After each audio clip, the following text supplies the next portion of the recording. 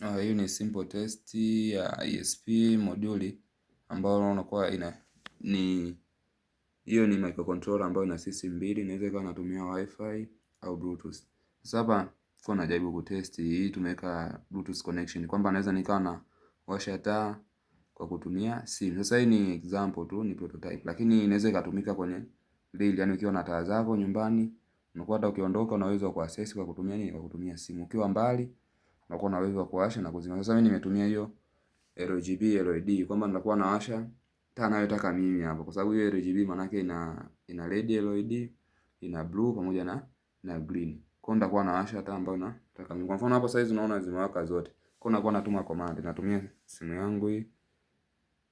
Kuna hapo naingia, ikiruhusu inakuwa inawaka nataka mimi. Kwa mfano sasa hizi hapa tumeona inawaka, hiyo zinawaka zote. Natia command ninayotaka.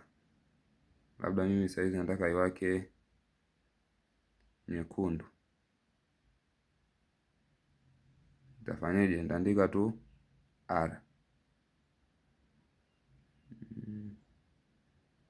Nikiandika hapa R alafu nikasend command, inaenda, maana inabadilika, inakuja red.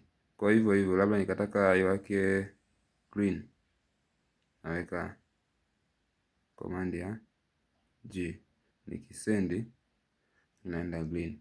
Hivyo hivyo nataka iwake labda blue. Blue mimi nimetumia command ya D. Wewe unaweza kujua namna ambavyo una name.